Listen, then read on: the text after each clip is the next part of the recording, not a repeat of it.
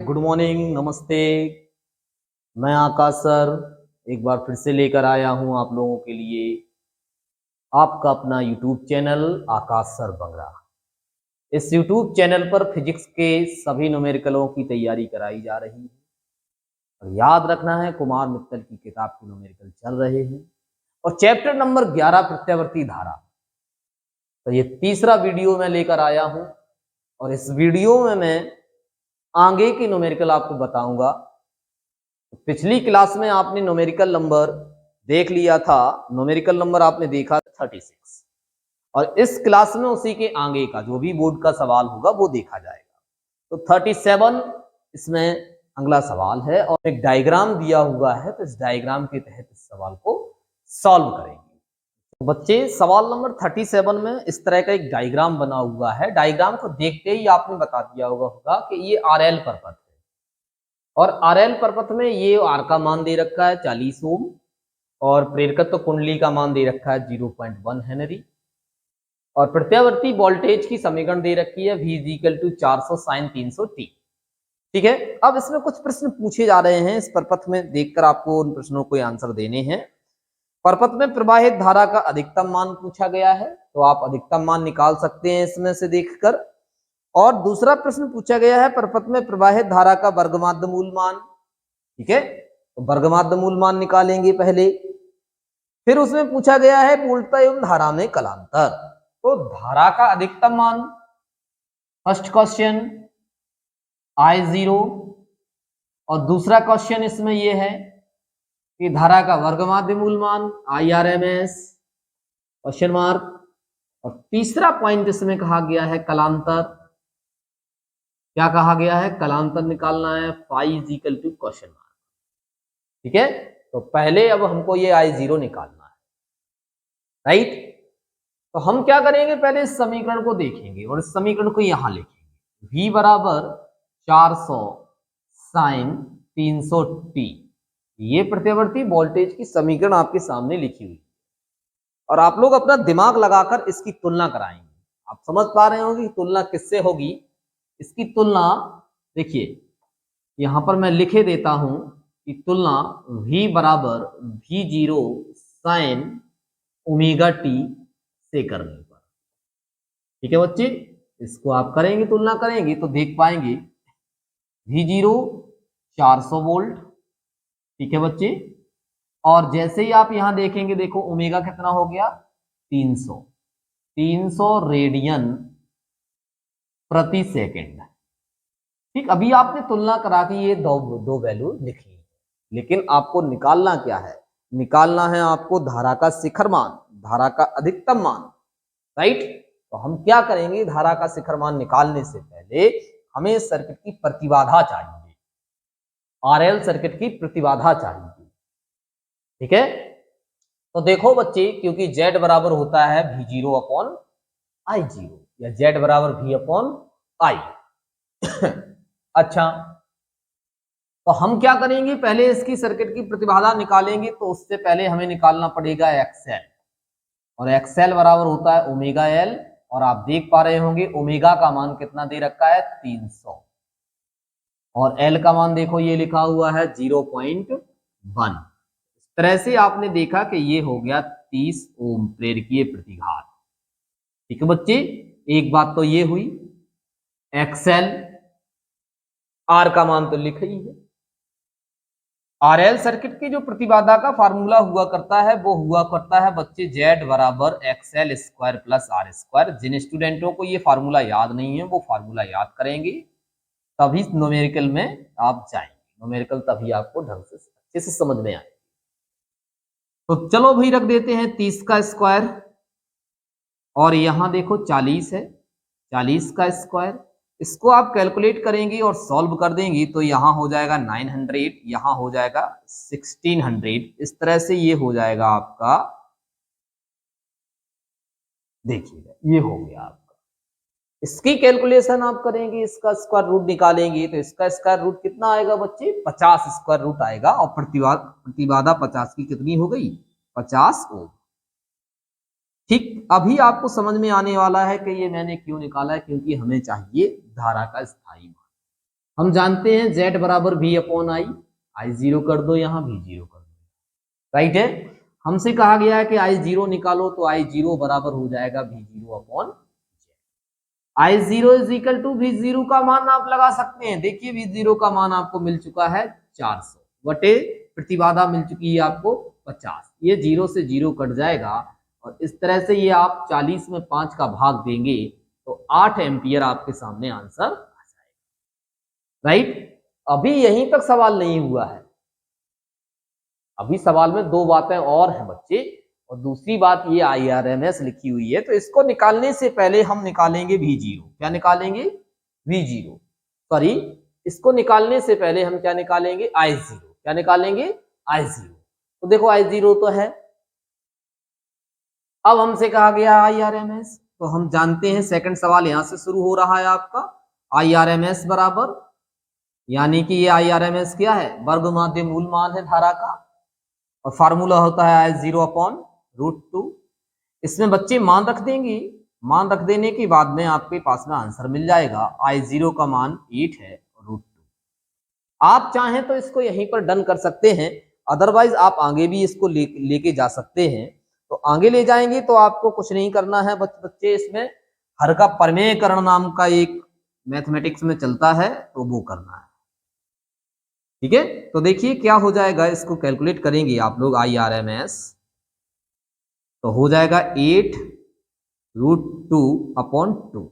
इस तरह से ये देखिएगा हुआ आपका कितना आंसर हुआ? 4 रूट टू एम्पियर। आप लोग इसको देख सकते हैं।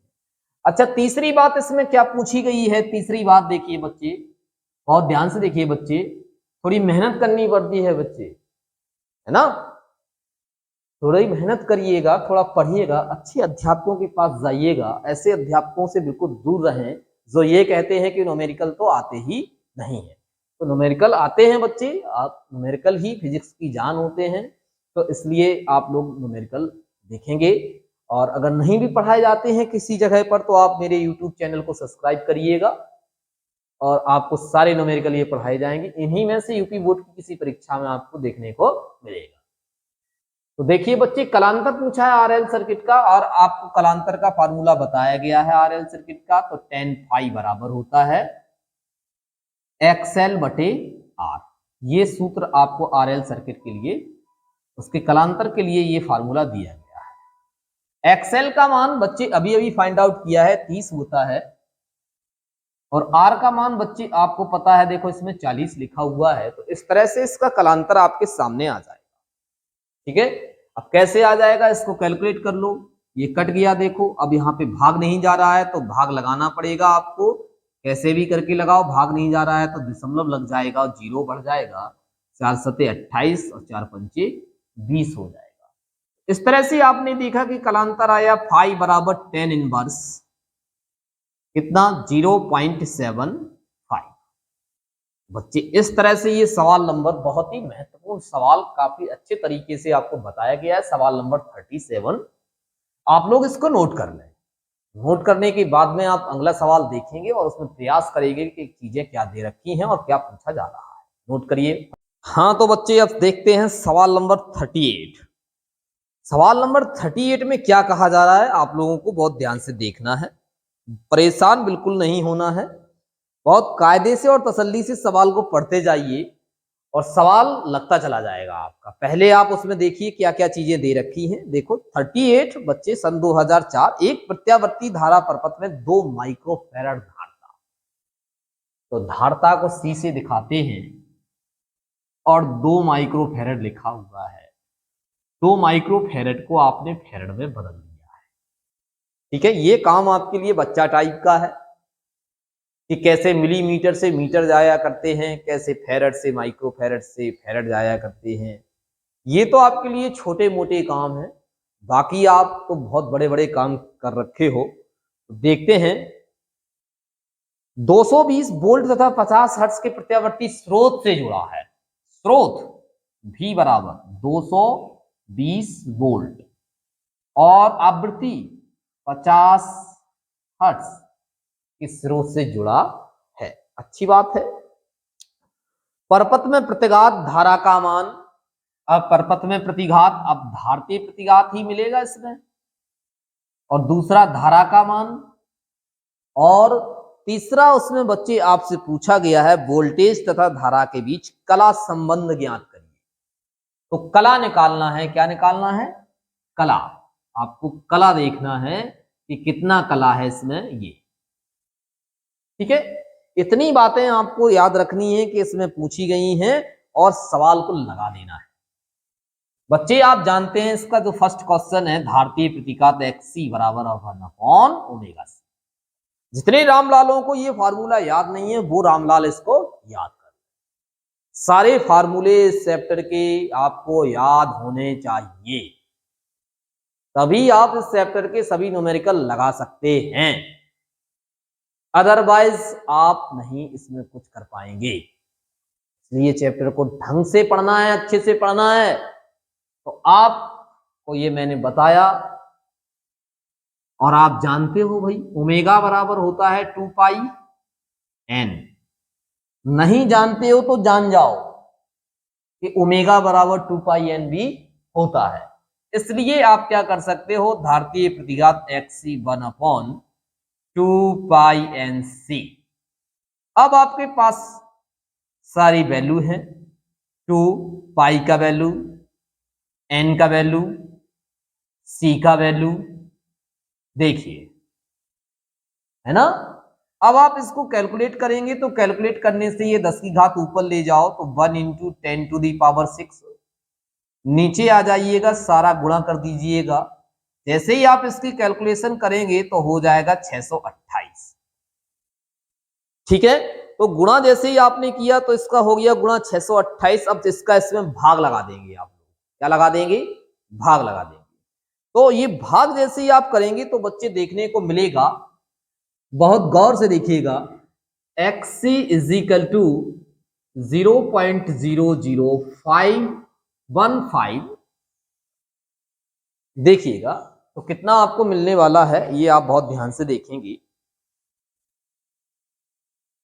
तो ऐसे आप भाग लगा देंगे तो ये आपके पास में आंसर देखने कितना आप भाग लगाएंगे, एक में भाग लगेगा तो ये आ जाएगा, और ये 10 की घात 6। अब आप सोच रहे हैं कि ये 10 की घात 6 को खत्म कर दें हम, तो खत्म कर दो भैया। 1 2 3 4 5 6 अंक दशमलव पीछे ले जाओ तो हो जाएगा 1592.3 गुणित 10 की घात 6। 6 अंक दशमलव पीछे गए हो तो 6 घातें बढ़ा दो। अब ये प्लस की है, ये माइनस की, इसका काम खत्म। आपके पास में आंसर आया 1592.3 मात्रक होता है इसका O। इस तरह से आपने धारतीय प्रतिघात की वैल्यू फाइंड आउट कर ली। अब आपको चाहिए क्या है, दूसरा सवाल कहा गया है कि I निकालो, और आप जानते हैं, आप क्या जानते हैं, V बराबर VC बराबर, आप VC कह सकते हो या V कह सकते हो, VC = IXC। ठीक है, क्योंकि संधारित्र है और संधारित्र के सिरों के मध्य लगाया गया वोल्टेज VC 220 है। आप यहां बहुत ही अच्छे तरीके से ये बात को जानते हैं। तो I बराबर आपके पास में होगा VC/XC। XC आपने अभी अभी फाइंड आउट किया है, ये 220 है। बच्चे ये देखिएगा 1592.3। आप इसमें डिवाइड करेंगे, आप कैलकुलेट करेंगे, कैसे करेंगे, क्या करेंगे, वो आपका काम है। और आप जैसे ही इसको डिवाइड कर देंगे तो आपके पास में इसका आंसर देखने को मिलेगा। ठीक है, तो क्या आंसर देखने को मिलेगा, मैं आपको यहां आंसर दे रहा हूं। तो देखिए जैसे ही आप इसको डिवाइड करेंगे तो डिवाइड करने पर आएगा 0.138। धारा का मात्रक एम्पियर। हाँ बच्चों, एम्पियर होता है धारा का मात्रक। आपको समझ में आ रहा है या नहीं आ रहा है, हाँ या ना? तो इसको देखो और इसका ये उत्तर रहेगा। एक बात इसमें कला बोली गई है बच्चे, सर्किट सी है। जब आपको पहले पढ़ाया गया R परपथ, फिर पढ़ाया गया L परपथ। L परपथ में प्रत्यावर्ती वोल्टेज प्रत्यावर्ती धारा से π/2 अग्रगामी। फिर पढ़ाएगा C परपथ, तो C परपथ में आपको बताया गया था कि प्रत्यावर्ती वोल्टेज प्रत्यावर्ती धारा से π/2 पश्चगामी। तो वोल्टेज धारा से π/2 पश्चगामी है, इसका मतलब धारा वोल्टेज से π/2 अग्रगामी है। तो आपको लिखना पड़ेगा धारा किससे, वोल्टेज से π/2 अग्रगामी है। अब π/2 की जगह आप 90 डिग्री भी लिख सकते हो, क्यों, आपको पता है इस तरह से ये आंसर हो जाएगा आपका। π/2 की जगह आप 90 डिग्री भी लिख सकते हो, ऐसे भी लिख सकते हो, क्योंकि इसको जब सॉल्व करोगे तो ये राइट है बच्चे। तो ये आपका आंसर रहा सवाल नंबर 38, बहुत ही धमाकेदार, आपको समझ में। तो देखो बच्चे, ये सवाल है आप लोगों की किताबों में है, किसी की किताब में इसका नंबर हो सकता है 38 हो, किसी की में 48 हो सकता है, जो भी है तो 39 इसमें है। आप नंबर पे मत जाएं, आप सवाल पे जाएं। क्या कह रहे हैं, 0.2 हेनरी प्रेरकत्व। तो हेनरी काय का मात्रक होता है, प्रेरकत्व का होता है, और एल बराबर 0.2 हेनरी दे रखा है आप। ठीक है बच्चे, आगे देखेंगे आप सवाल को। तो आगे कहा गया है तथा 100 ओम के प्रतिरोध के श्रेणी संयोजन पर, तो 100 ओम का प्रतिरोध है, आपने लिखा आर बराबर 100 ओम, इसको ओम, ओम का ऐसा प्रतीक होता है। ठीक है, आपने तुरंत ही समझ लिया होगा कि सर्किट आरएल है बच्चे, है ना, बुद्धिजीवी प्राणी हैं, आप देखते ही बता देते हैं, तो इसमें कोई दो राया नहीं है। का एक प्रत्यावर्ती वोल्टेज V बराबर 6 sin 500 t, V बराबर 6 sin 500 t। ठीक है, ये प्रत्यावर्ती वोल्टेज है, वोल्ट लगाई गई है, गणना करनी है आपको। किस बात की गणना करनी है, अब गणना तो गणतज्ञ ही करते हैं, आप गणतज्ञ हो, है ना, तो आपको गणना करने में कोई परहेज नहीं है, आप ऐसे सवालों को यूं ही देखते ही लगा दिया करते हैं। तो क्या गणना करना है, नंबर 1 है धारा तथा लगाई गई वोल्टता में कलांतर निकालना है, सबसे पहली बात। तो कलांतर निकालेंगे आप, ओके। फिर आप दूसरी बात उसमें पूछी गई है, परपथ में औसत शक्ति क्षय निकालिएगा। तो परपथ में औसत शक्ति क्षय, देखो बच्चे, औसत शक्ति क्षय पी बार बराबर, ये दो बातें आपसे पूछी गई है। तो भाई कलांतर कैसे निकलेगा, है ना, आरएल सर्किट का कलांतर देखना है आपको। सर्किट आरएल है, तो आप पहले आरएल सर्किट का प्रतिबाधा देखो। क्या देखो, प्रतिबाधा। तो प्रतिबाधा आरएल सर्किट की निकालने के लिए पहले आप एक्सएल निकालोगे। एक्सएल बराबर बच्चे होता है ओमेगा एल। तो ओमेगा एल कैसे निकलेगा, आप इसकी तुलना करोगे, देखो V बराबर V0 साइन ओमेगा टी से। तो यहां आप तुलना करेंगे तो देखेंगे ओमेगा कितना है 500, एल कितना है 0.2, इस तरह से एक्सएल बच्चे 100 ओम हो जाएगा। ठीक है बच्चे, अब प्रतिबाधा Z under root XL square plus R square, हाँ या ना। ठीक है, यहां से प्रतिबाधा फाइंड आउट करेंगे तो एक्सएल की वैल्यू 100 का स्क्वायर प्लस आर की वैल्यू देखो बच्चे यहां भी 100 का स्क्वायर है। तो प्रतिबाधा आपको देखने को मिलेगी अंडर रूट 20, देखो 10,000 ये 10,000 ये, तो हो गया ये देखो बच्चे 20,000, 20,000। ठीक है बच्चे, इसका आपको वर्गमूल निकालना है। तो वर्गमूल देखिए कैसे आएगा, Z बराबर आएगा बच्चे इसमें 100√2, कितना आएगा 100√2 ओम प्रतिबाधा हो गई।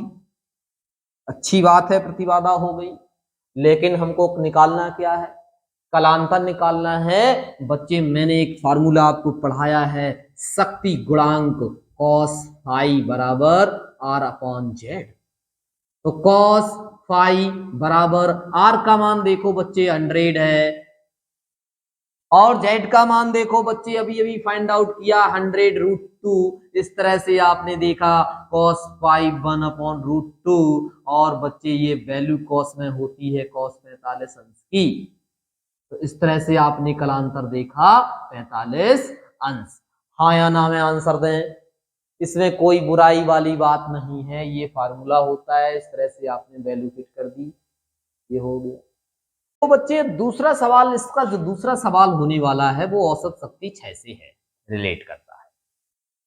तो औसत शक्ति क्षय का सूत्र होता है P बार बराबर VRMS into IRMS into cos phi. तो हम थोड़ा यहां ध्यान देंगे कि हम जानते हैं Z बराबर होता है V अपॉन I। RMS इसमें लगा दिया तो RMS इसमें भी लगा दिया, ठीक है। अगर हम यहां से देख पाएंगे तो IRMS बराबर हमारा हो जाएगा VRMS अपॉन जेड हो जाएगा। एक बात तो ये हो गई, ठीक है, ये हो गया आपका। अब आप क्या करने वाले हैं, आप करने वाले हैं VRMS इज इक्वल टू, आपके पास में होता है V0/√2। ये तो आप जानते ही हो, शिखर मान और वर्गमाध्य मूल मान में संबंध है, ये दो बातें। औसत शक्ति क्षय पूछा गया है तो P बार बराबर सूत्र लगाते हैं VRMS IRMS into cos phi. मान रखो VRMS, तो VRMS की जगह अभी थोड़ा यहां ध्यान दे लेते हैं, थोड़ा रुक जाएंगे, थोड़ा सब्र करेंगे, थोड़ा तसल्ली करेंगे, क्योंकि तसल्ली का फल, सब्र का फल मीठा होता है। तो मीठा सवाल है ये। तो IRMS का मान रखिएगा, ये लिखा हुआ है VRMS बटे जेड इंटू cos फाई को लिखते हैं आप R अपॉन जेड। ठीक है बच्चे, बहुत गौर से देखिएगा। तो इसमें क्या कर दिया आपने, VRMS ये स्क्वायर लगा दिया बटे जेड का जेड में कर दिया, तो जेड स्क्वायर हो गया इंटू आर हो गया। अब इसमें आपको मान रखना है, क्या रखना है, मान रखना है। जेड का मान आपके पास है, आर का मान भी आपके पास है। VRMS देखो बच्चे, ये VRMS, यहां से आप VRMS भी निकाल सकते हो, कोई दिक्कत ही नहीं है। देखिए ध्यान से, V0 का मान आपने तुलना की है 6 है, तो 6/√2। ठीक है बच्चे ना। तो देखो इसमें तो स्क्वायर है, स्क्वायर है ना, तो इसको आप कैलकुलेट कर लेंगे, आपको कोई तकलीफ ही नहीं होने वाली है। देखो भाई कैसे करेंगे, आप थोड़ा इसको यहां देख लो, थोड़ा इसको यहीं सॉल्व कर लेते हैं। तो क्या करेंगे हम, √2 का ऊपर गुणा कर देंगे, √2 का नीचे गुणा कर देंगे, तो हम देख पाएंगे यहाँ हो जाएगा 6√2, यहाँ हो जाएगा 2, यहाँ ये कट जाएगा। तो इस तरह से आपके पास में VRMS बराबर आया 3√2। अब इसमें मान रखो 3√2 का होल स्क्वायर इंटू R का मान 100 अपॉन जेड स्क्वायर। तो जेड का मान ये लिखा हुआ है 100√2 का स्क्वायर।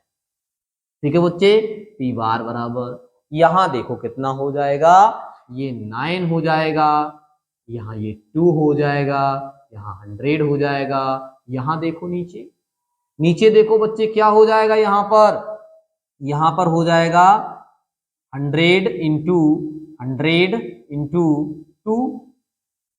ठीक है बच्चे, देखिए ये एक 100 से 100 कट गया, एक 9 से, एक 2 से 2 कट गया। अब आपके पास में P बार बराबर बचा 9/100। भाग नहीं जा रहा है तो हम क्या करें, भाग नहीं जा रहा है तो आपको भाग देना है, तो आप लगाइए भाग। देखिएगा दशमलव लगाया, जीरो बढ़ाया, अभी भी बात नहीं बन रही है, तो फिर एक जीरो बढ़ाया, अब शायद कुछ बात बनते हुए नजर आ रही है, और ये देखिए कैंसिल हो गया। इस तरह से आपके पास आंसर आया औसत शक्ति क्षय का। P बार बराबर 0.09, शक्ति का मात्रक होता है वाट। इस तरह से आप लोग इस सवाल को देख पा रहे होंगे 39। आपको बहुत बहुत बधाई। तो इस टाइप का आपने सवाल लगाया और इसको आप नोट करेंगे। अगर समझ में कम आया है तो वीडियो को दोबारा देखेंगे। और अगर फिर भी ना समझ में आए तो कमेंट बॉक्स में कमेंट कर देना। आकाश सर बंगरा आपकी सेवा में तत्पर रहेंगे 24 घंटे। नोट करिएगा। 47 सवाल नंबर 47 जो 2009 के एग्जाम में इसने गर्दा उड़ाई थी। ठीक है, तो देखते हैं क्या सवाल है। एलसीआर परपथ के सिरों के बीच, परपथ एलसीआर है, आप एलसीआर परपथ के सिरों के बीच 200 वोल्ट का प्रत्यावर्ती विभव लगाया गया है भैया। V बराबर 200 वोल्ट का विभव लगाया गया है। परपथ में प्रेरण प्रतिघात देखो बच्चे, एक्सेल का मान दे रखा है उन्होंने, आप देख पा रहे होंगे 50 ओम, और एक्सी भी दे रखा है 50 ओम। ठीक है बच्चे, आगे देखेंगे। तथा ओमीय प्रतिरोध, ओमीय प्रतिरोध आर बराबर 10 ओम, ये है ना। अब परपथ की प्रतिबाधा तथा एलसीआर, एल सी व आर के सिरों के बीच विभवांतर, पहले तो प्रतिबाधा निकालो, फिर कह रहे हैं कि एल के सिरों के बीच विभवांतर वी एल, सी के सिरों के मध्य विभवांतर वी सी, फिर कह रहे हैं कि आर के सिरों के मध्य विभवांतर वी आर फाइंड आउट करिए। तो परपथ कौन सा है बच्चे? आर एलसीआर है। तो एलसीआर परपथ की प्रतिबाधा निकालनी है तो पहले तो भैया मेरे एक्सएल बराबर आपको निकालना पड़ेगा, है ना। तो एक्सएल बराबर क्या होता है तो वो आपको याद रखना पड़ेगा। कैसे निकलेगा एक्सएल, है ना। देखते हैं भाई, एक्सएल बराबर, एक्सएल तो दे ही रखा है उसमें। देखो बच्चे, परपथ की प्रतिबाधा निकालनी है पहले, तो एलसीआर सर्किट की जो प्रतिबाधा का व्यंजक आपको करवाया गया है वो ये है, एक्सएल माइनस एक्ससी का whole square plus R square. मान रखो एक्सएल अंडर रूट, एक्सएल की वैल्यू 50, एक्ससी की वैल्यू 50, तो इसका तो यहीं पर काम तमाम हो गया। आर की वैल्यू 10, 10 का स्क्वायर। इस तरह से ये तो शून्य हो जाएगा, ये बचा तो 100, तो 100 का वर्गमूल। इस तरह से परपथ की प्रतिबाधा आपके पास में आई 10 ओम। अब कुछ सवाल इसमें किए गए हैं कि VL निकालो। तो बच्चे देखो, VL बराबर होता है IXL। I का मान नहीं है तो हम पहले I का मान निकालें, घबराएं नहीं। जानते हैं आप Z बराबर V अपॉन I, तो I बराबर हो जाएगा V अपॉन Z। इसमें मान रखो V का मान 200 और Z का मान 10, तो इस तरह से आपने देखा कि I बराबर आया 20 एम्पियर। ठीक है, अब इसमें आप रख सकते हैं 20 और XL का मान देखो 50, तो इस तरह से VL बराबर हो गया 1000 वोल्ट। फिर आपको पूछा गया है VC, VC बराबर भी होता है IXC, तो VC I का मान तो आप देख ही चुके हो, XC का मान देखो 50 है, तो VC भी आ गया आपका 1000 वोल्ट। फिर आप देखेंगे क्या, VR, VR बराबर होता है IR, तो VR I का मान 20, R का मान 10, इस तरह से VR बराबर हो गया 200 वोल्ट। बच्चे ये रहा सवाल नंबर 47, बेहद इंपॉर्टेंट, जबरदस्त, शानदार। आप लोग नोट करेंगे 47 को। देखो बच्चे, सवाल नंबर 48 में कुछ इस तरह का डायग्राम बना हुआ है और इस डायग्राम को देखकर पूछा गया है कि अमीटर का पाठ्यांक निकालो, अमीटर का पाठ्यांक। और बच्चे, अमीटर जो होता है वो धारा का वर्ग माध्य मूल मान नापता है, तो आपसे IRMS निकालने को कहा गया है। उससे पहले ये सर्किट देखो जरा कौन सा है, LCR सर्किट है। तो अमीटर का पाठ्यांक निकालने से पहले आपको अमीटर, इस LCR सर्किट की प्रतिबाधा निकालनी होगी। ठीक है, पहले आप इस समीकरण को देखो ध्यान से। v बराबर 200√2 साइन 400t की तुलना करनी है। आप समझ पा रहे होंगे कि तुलना किससे करनी है।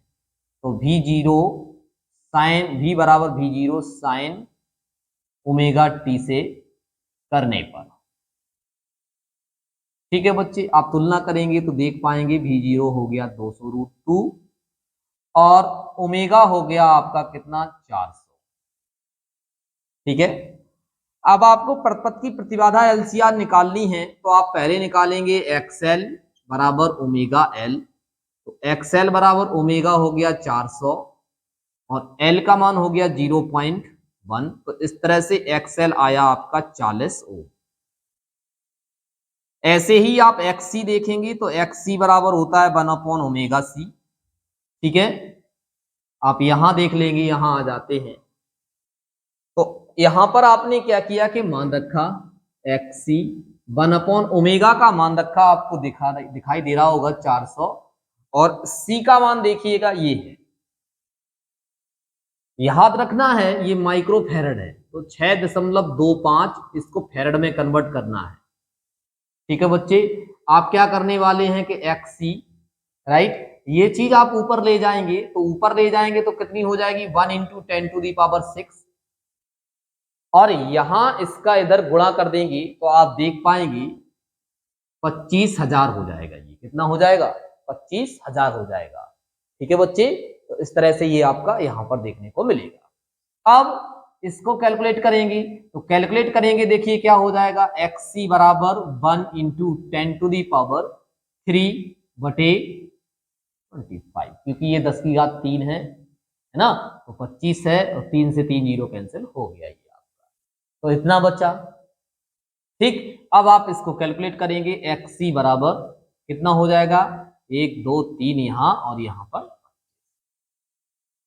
ठीक है बच्चे, तो इस तरह से इसकी डिवाइड करेंगे आप तो आप देख पाएंगे 25 चौको 100। तो आपने देखा कि एक्ससी कितना आया 40 ओम आया आपके पास, राइट। अब परपथ की प्रतिबाधा का फार्मूला होता है √XL - XC का whole square plus R square.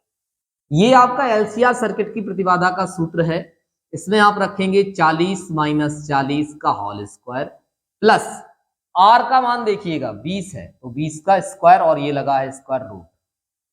तो देखो ये तो कैंसिल हो गया, ये तो 0 हो गया, ये बचा। तो यहां इसको कैलकुलेट करोगे तो कितना बचा 20 ओम। तो प्रतिबाधा कितनी आई इसकी 20 ओम। लेकिन आपसे ये बात नहीं पूछी गई है, इसमें पूछा गया है कि धारा का वर्गमाध्य मूल मान बताइए, यानी कि अमीटर का पाठ्यांक। और अमीटर तो IRMS निकालता है। आप जानते हैं I बराबर होता है V/Z, तो IRMS, तो यहां भी VRMS ये आपको निकालना पड़ेगा। तो VRMS कैसे निकलेगा, तो इसको थोड़ा यहीं रोक देते हैं। अब आप कुछ जानते हैं, क्योंकि VRMS बराबर होता है V0/√2। इसमें मान रखो VRMS, V0 का मान देखो बच्चे अभी अभी आया है, ये देखो 200√2/√2। √2 से √2 कैंसिल हो गया तो VRMS आपका कितना आया 200 वोल्ट, राइट। अब इसमें मान रख लो, इसलिए आप ये IRMS जो आपको दिख रहा है, जो वोल्ट अमीटर का पाठ्यांक देगा IRMS, तो VRMS का मान कितना हो गया 200/Z का मान कितना हो गया 20। तो इस तरह से आपने देखा कि अमीटर का पाठ्यांक कितना आएगा, यहां से देखिए, ये देखिए 10 कितना आएगा 10 एम्पियर आएगा। तो बच्चे इस तरह से ये सवाल का पहला पोर्शन हुआ है अमीटर का पाठ्यांक। इसमें अभी एक चीज और पूछी गई है, तो वो क्या चीज पूछी गई है, वोल्ट मीटर का पाठ्यांक। तो वोल्ट मीटर का पाठ्यांक कैसे निकालेंगे आप, थोड़ा ध्यान दें। दूसरा प्रश्न है, बोला गया है वोल्ट मीटर का पाठ्यांक ज्ञात करिए। तो देखो कैसे निकलेगा, वो आपको ऐसे निकालना है वोल्ट मीटर का पाठ्यांक। जरा वोल्ट मीटर देखो कहाँ है, संधारित्र और प्रेरकत्व के बीच में है। तो कैसे निकलेगा, आप जानते हैं XL - XC और ये धारा, ठीक है, प्रतिरोध और धारा का क्योंकि ये विभवांतर देगा। विभवांतर बराबर होता है प्रतिरोध गुणित धारा। तो प्रतिरोध मतलब ये एक तरह के प्रतिरोध ही होते हैं। अब ये दो के बीच में जुड़े हुए हैं, तो यहां से देखो एक्सएल का मान कितना है, एक्सएल का मान 40 है, एक्सी का मान भी 40 है, तो धारा आई। ठीक है, अब धारा की जरूरत ही नहीं पड़ रही है तो, क्योंकि ये 0 हो रहा है यहां से, तो 0 इंटू आई, तो वोल्ट मीटर का पाठ्यांक कितना होगा, 0 होगा। ये देखो निकल के आ रहा है, वोल्ट मीटर का पाठ्यांक 0 हो गया। अब इसमें एक चीज और पूछेगी, ये शक्ति गुणांक निकालो। तो शक्ति गुणांक कैसे निकलेगा, आप लोग इसको नोट करो। शक्ति गुणांक का फार्मूला लिख लीजिएगा। मैं क्या कर रहा हूं कि इसका अभी डायग्राम मिटा दे रहा हूं, आप लोग इसको नोट करेंगे और थोड़ा इसमें जगह नहीं है। तो शक्ति गुणांक कुछ नहीं, यहां देख लो शक्ति गुणांक, कोई दिक्कत ही नहीं है। शक्ति गुणांक बच्चे होता है cos फाई बराबर r अपॉन जेड।